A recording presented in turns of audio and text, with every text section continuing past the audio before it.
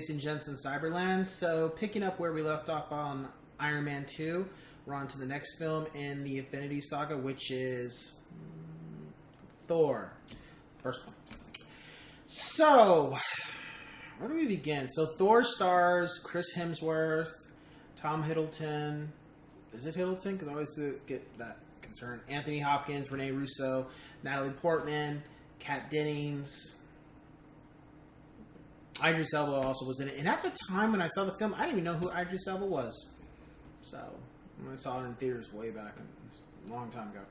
And the film is also directed by Kenneth Branagh. I don't know if I'm saying that last name part, but that's the gentleman who was also in Harry Potter 2. Very famous for the 4-hour rendition movie of Hamlet. I thought that was wonderful too, but that's neither here nor there. So the film is pretty much about Thor, who is an Asgardian who is about to be crowned king. His father, Anthony Hopkins, who is Odin, is about to pass the mantle over. And then there actually happens to be a little bit of some problems in Asgard. And during the film, really at the beginning, we start to see that Thor is very arrogant. He rushes into things without thinking. He also feels that nobody can touch him. He also kind of has a spoiled brat type of attitude. And I wouldn't say that's necessarily because of Odin. Who knows? I think it's because at this point, Thor's always had his powers for a long time, since Asgardians don't age like humans. So he's kind of been built up to believe that nobody can take him out per se or beat him. And of course, I kind of got a little bit of a religion type of side from what happens to him, how he ends up on Earth. It kind of felt similar to like when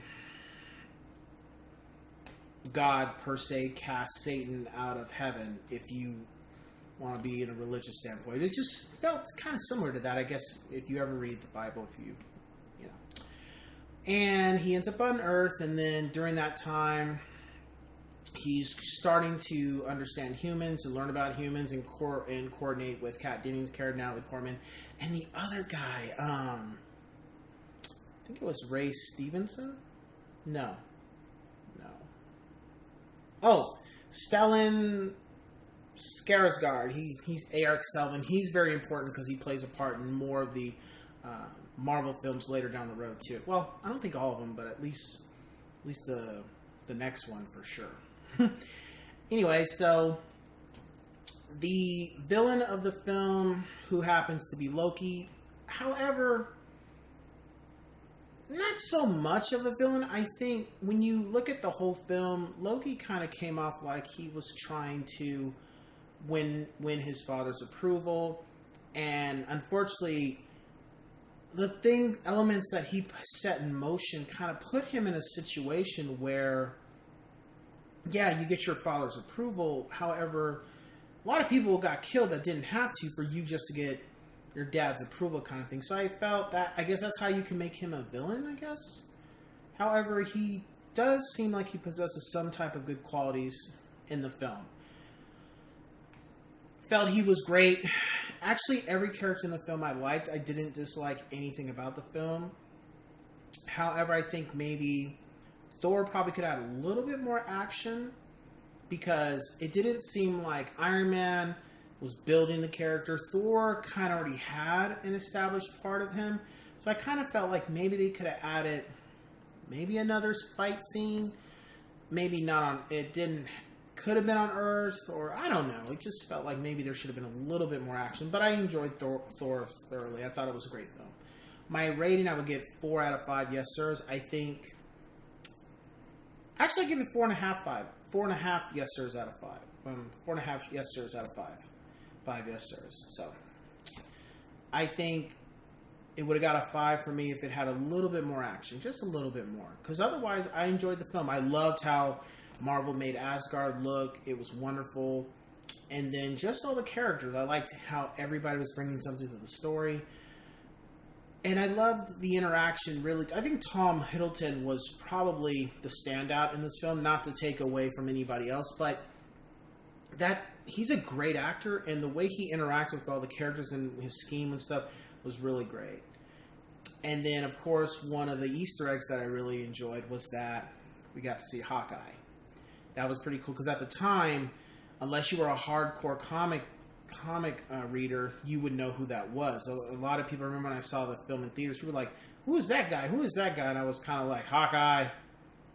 So, because a lot of people were like, who's this guy that you really don't see and about to whip out shoot an arrow at Thor? So that was pretty cool. And then you also see other characters. The other thing that now that I'm watching these films all over again, it's almost like at this point, characters you see, if you rewatch these films or if you've seen them already, but then if you rewatch them, you see characters like, wait a minute, I know you. You do such and such later down the road. You're a scumbag. Or wait a minute, I know you do.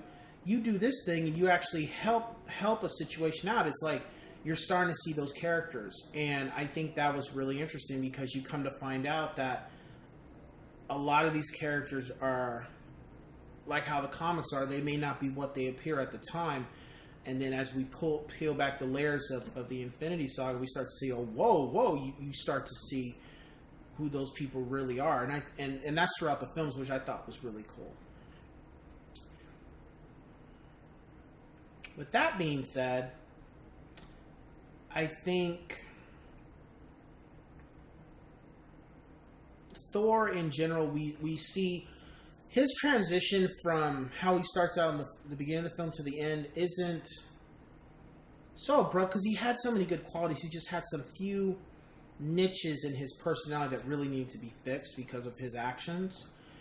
And I think when we look at from Thor 1 to Thor 2, when we look at both movies, Thor 1, he had a lot of character development, and when I go into Thor 2, I'll mention it again, but Thor 2, he really didn't have a lot of development with his character, and I'm not saying it didn't need to develop, but he was kind of acting more like his father in the second film than the first film. So, So with that being said, the next film I'll be moving on to is the first Avengers film, and I will talk to you guys on the next one. Take care.